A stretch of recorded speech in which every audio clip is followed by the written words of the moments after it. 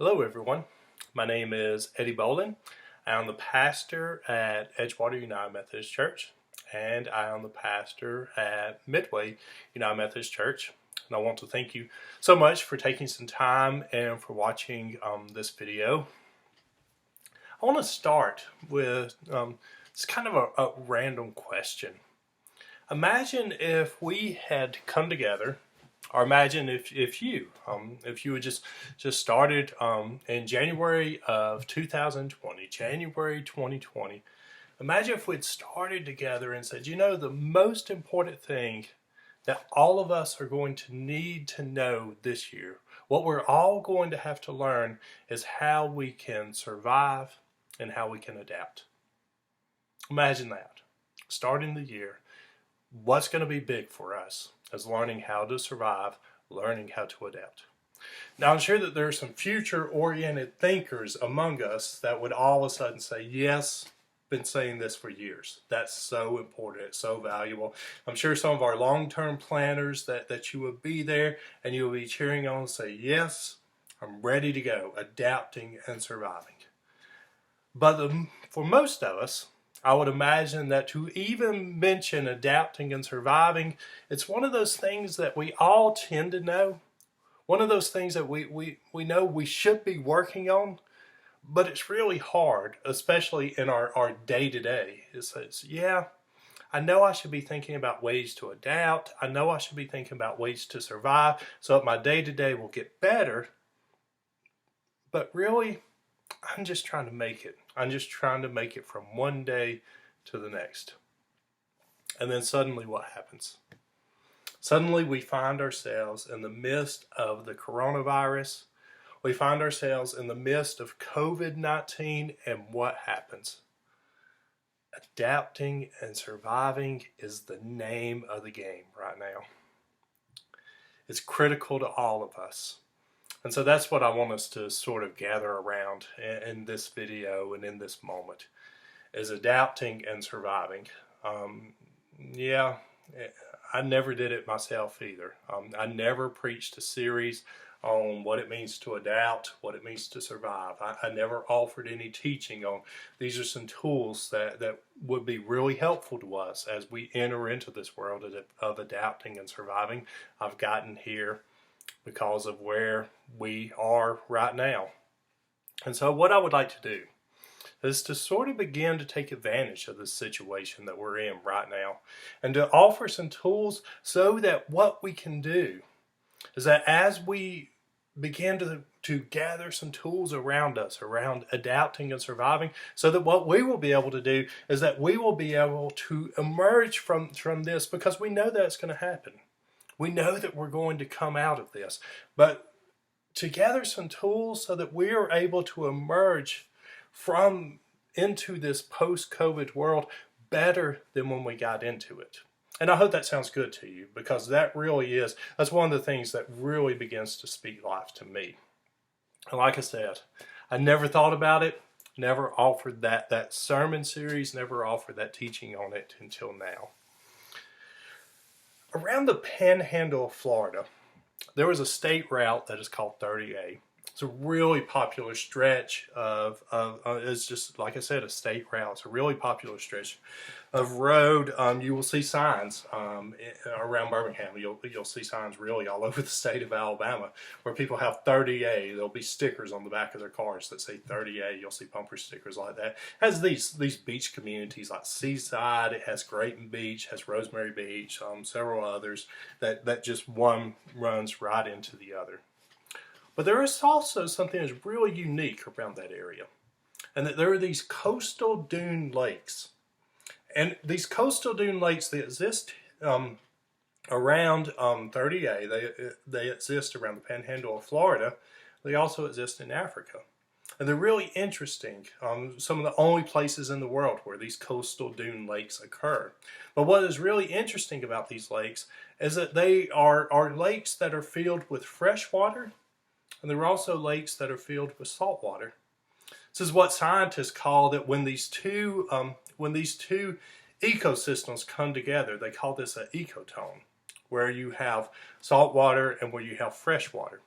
And what is remarkable about these lakes right there with this fresh water and this salt water in this ecotone are that there are some creatures that have had to learn how to survive in this mix of fresh water and salt water.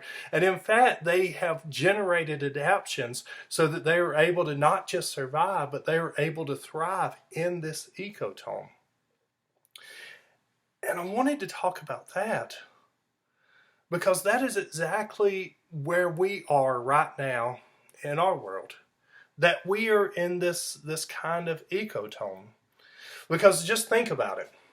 All of us know, and for many of us, we know that it's that moment and that it's that time. All of us know when we came into this quarantine of the coronavirus, we know when it started, right?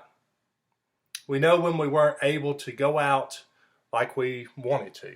We know when our churches told us that it's not going to be safe for us to come together and gather in large crowds together. We know when it began to affect our lives. That is when we went to the grocery store. That is when we went to the pharmacy and we couldn't find what we wanted. So we know when it started. And we have this vision and we have this hope of when we are going to come out of this world, this post-COVID world, when we're going to be able to emerge out of our quarantine. What we are in right now is a unique ecotone. And that is a space that is in between.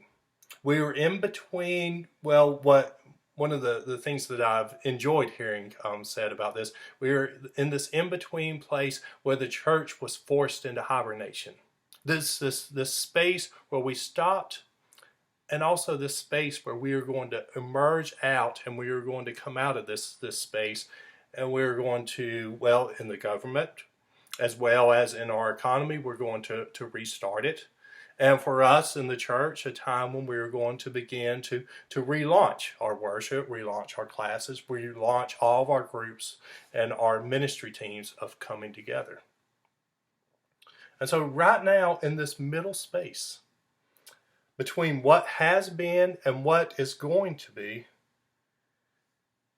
the name of the game for us is to adapt and survive. That is the most important thing that we can do in this time and in this space. And I want you to imagine, I want you to just dream for a minute. Imagine if we adapted so well right now. Imagine if we adapted so well that we emerged out of this ecotone into our new normal when we relaunch and everything begins to open again, that we found ourselves stronger than we were before we got here. That's certainly not only a dream for me, but it's a prayer that I have.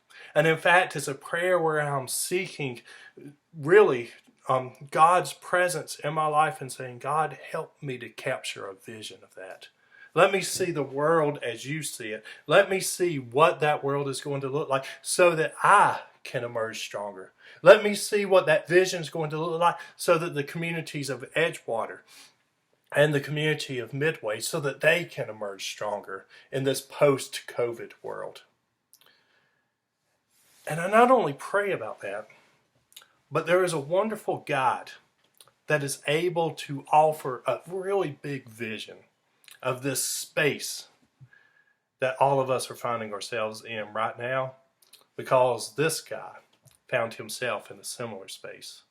The prophet Isaiah in the Old Testament, in Isaiah chapter 43, verse 18, I did another video if you'd like to go back and if you would like to look at it where I covered the prophet Isaiah, particularly Isaiah chapter 43.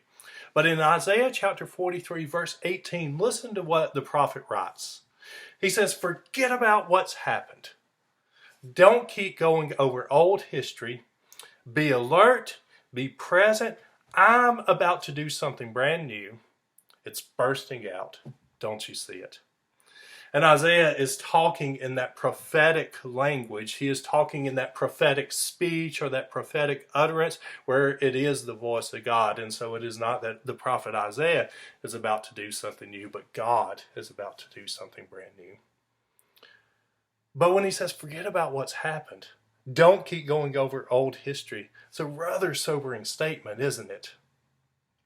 Don't keep going over this old history. God is doing something brand new. And then he asks the people, don't you see it? And imagine the voice of God coming to the people and saying, don't you see the new that is happening? It's starting to spring up. It's starting to burst forth. Don't you have the eyes to be able to see it? Well, in order to see it, we've got to be able to adapt to the new things that are springing forth. As people who are created in God's image, we are constantly in this space. This is just the way that God has made us. We are constantly in this space of in between, back and forth. The space of surviving on the one hand, and this space of adapting on the other hand. It's just the way that God has made us. And yet what I want to encourage you to do is that as we move from this in-between space that all of us are in, and as we begin to look, just like many of our public officials are looking right now, and our health officials are looking at right now, into that future, what a post-COVID new normal is going to look like, I want to encourage you to really grab on to this adaptation side of the life that God has created in all of us. Because what that is going to enable us to do is to be able to see what God is doing that is brand new, that is starting to spring forth all around us. And I also want to be crystal clear that in the life that we are in right now, in this in-between space, I want to be crystal clear that we are not people that will all of a sudden transform into adapters. It won't happen to us. And adapting is not something that we just start doing as people. But some days we will be survivors. And then some days we will be adapters. But what I want to encourage you and strongly encourage you to do is that to take that mindset of an adapter, because that is the place that we are able to see the brand new that God is doing. When we are in that surviving, and when we are in that survival mode, that surviving phase of our lives, that's that moment that we begin to relive old history. It's that moment that we begin to look back over that old history that has happened, what has brought us here. And so that's just the difference that is there. But Isaiah, what he does is he gives us some clues. Because it's not just that we can say, oh, well, I want to be an adapter. I want to get into this adapting phase. No, Isaiah gives us some clues. He says, this is what it means. And essentially what Isaiah is doing is he's saying, this is how you're able to see what God is doing that's brand new. This is how you are able to become an adapter and see what God is doing that is brand new. He says the one thing that you can begin to do to jumpstart that adapting in your very own life, in this time and in this place, and this comes straight from Scripture, is to be alert and be present. You see, one of the things about it is that when we are present in the here and now, and when we pay attention, when we pay attention to what is happening around us, this jumpstarts the adaptation process in our lives and jumpstarts the adaptation process in our minds. Alert and present enables us to see the new that God is bringing forth. And we do it much quicker if we are not just looking backwards and reviewing the old history. And so be alert, be present is what the prophet Isaiah, it's one of the tools that the prophet Isaiah gives to us, is that as we move toward this place in our lives where we want to lean in toward that adapting side and not just that survival side, Isaiah says be alert, be present. So how do we do this? How can we be alert and how can we be present? We know why we should be alert. We know why we should be present so that we can see what is happening, what's new that God is doing. But how do we do it? Well, there's another prophet. There's another prophet in the Old Testament who is a helpful guide for being alert and for being present. Because the prophet Elijah. is the one that I'm talking about. The prophet Elijah, in the book of First Kings chapter 18, the prophet Elijah overcomes a rival religion. It is a battle, in a sense, that where two groups have gathered on a mountainside. It's a rather exciting story. That two groups have come together, the prophets of Baal and the prophets of Elijah. And in a sense, it is this amazing rivalry that is coming. The people that gathered around to watch it are the same, had that same expectation, that same feeling that many of us have when we gather around, when we see two rivals compete. And essentially what the rivals, what the prophets of Baal and the prophets of Elijah, the prophets of God, what they were coming to gather around and what they were coming to experience is they were coming to get this sense once and for all to see who are the prayers that are going to be answered. And how does God work in this world? How does the God of Baal work? And how does the God of Elijah work in this world? Essentially, it is a question that many people continue to ask in our own day. Is that where is God?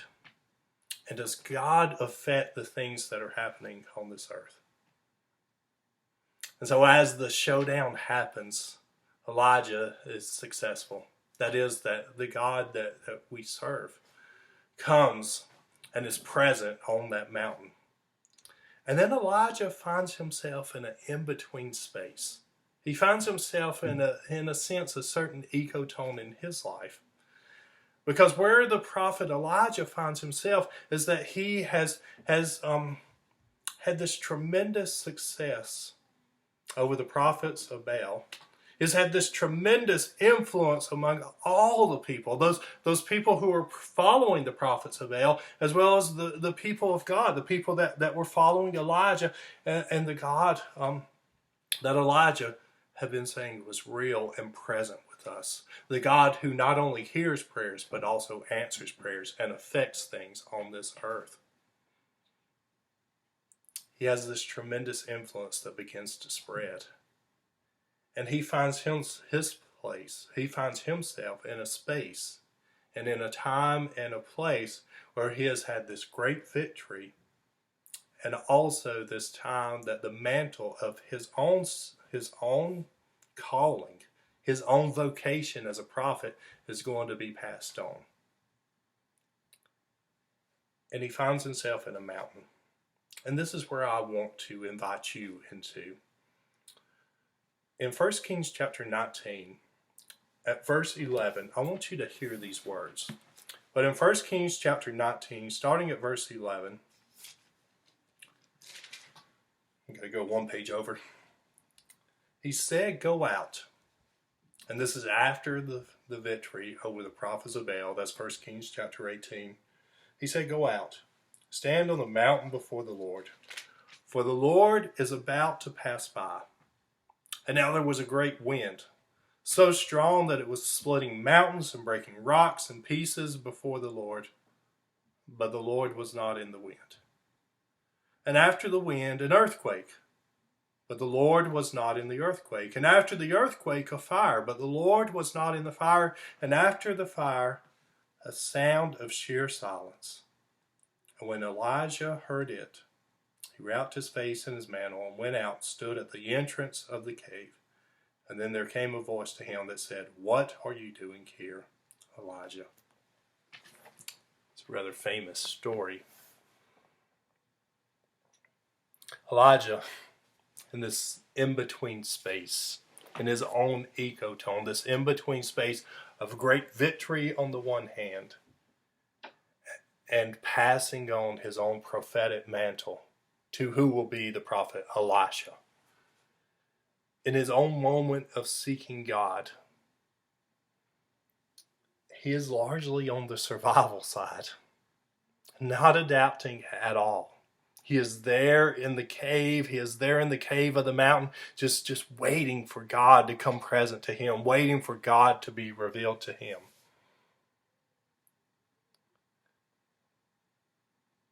And why do we come to the prophet Elijah when we are trying to understand in our own lives, how can we adapt? How can we be alert? How can we be present? Well, we come to the prophet Elijah because in spite of what it may appear to look like, in spite of what it may appear to be as survival, the prophet Elijah, when he is in that cave, does a tremendous act of adapting to his environment.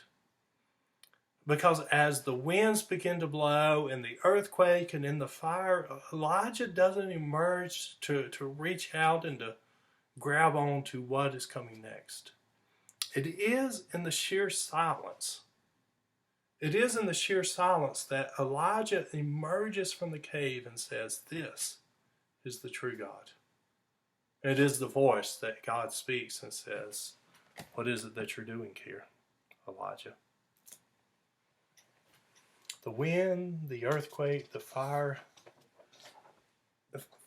For Elijah to reach out and to grab onto that would have been just merely survival. But what he does is in that moment and in that cave, he is alert and he is present. There is no doubt that he did not feel the effects of the wind and the earthquake, that he did not sense the fire and everything that was around him.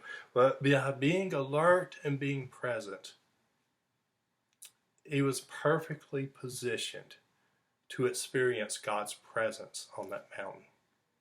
You see, when we are alert and when we are present, when we are not grabbing on to whatever comes our way, but when we sit with God in sheer silence, that is how we know that we have shifted from this place of survival to this place of adapting. That is how being present and being alert, that's how it shifts us in our own bodies and our own lives to this place of adapting. The Psalm 2. It's another tool that can encourage us in this moment and in this time to lean toward that sign of adapting. And that psalm is Psalm 46, verse 10. "Be still and know that I am God." How well are you doing that right now? How well are you in this moment of in-between space, in this moment of this space between two different systems, from where we stopped and this new place that God is uncovering before us, this new thing that God is doing? How are you doing with sitting and being still and knowing that God is God? Now, we all know that this is a way that we can get by being alert and being present, by being still and knowing that God is God. We know that this is how we can grow deeply, spiritually in our lives. But what I want to encourage you to really begin to latch onto is that this being still and knowing that God is God, this is essential for the time and the place that we are in now.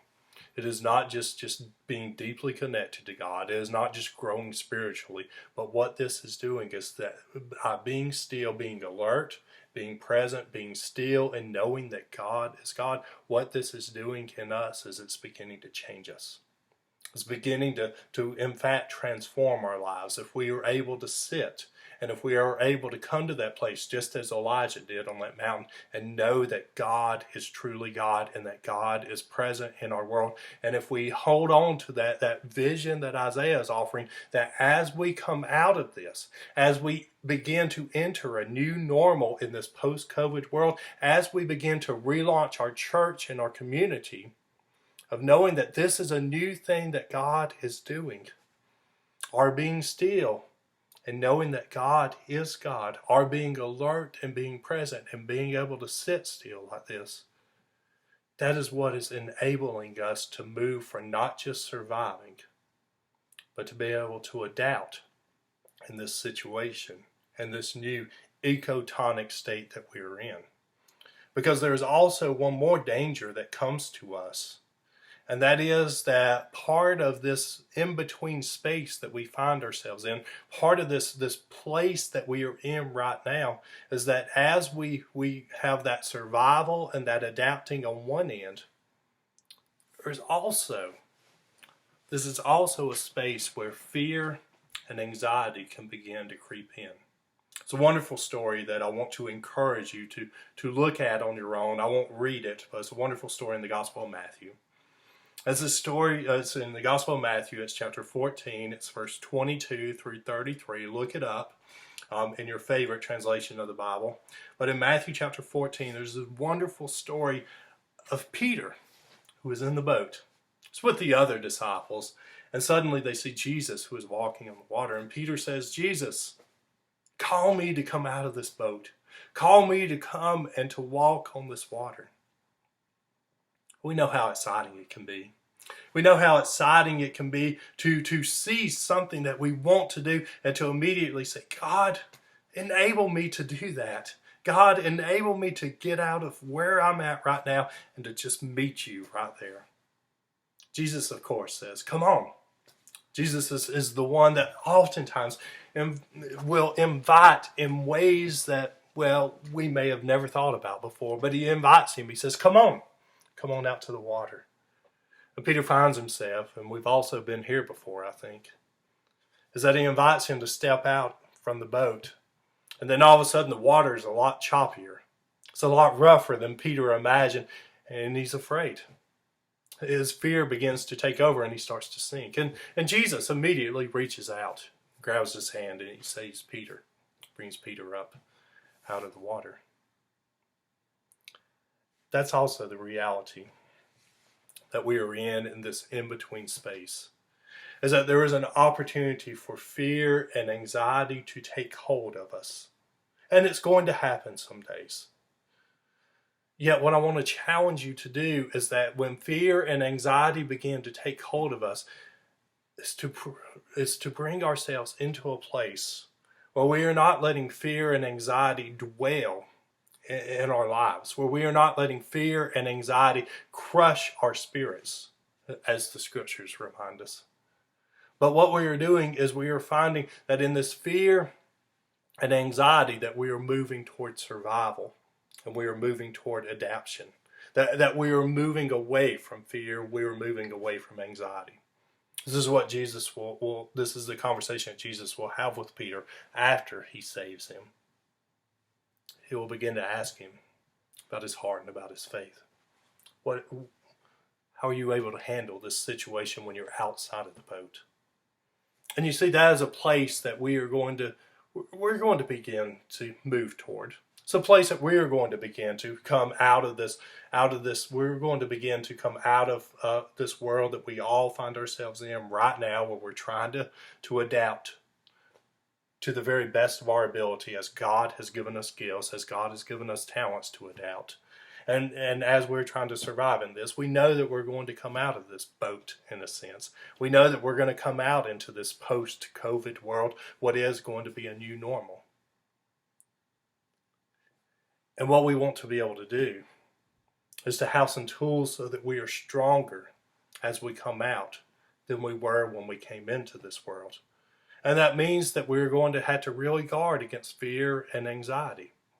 For example, just in hospital visits, hospitalizations right now. Always times that for us, especially as we take our loved ones into the hospital, because there's a fear of the unknown.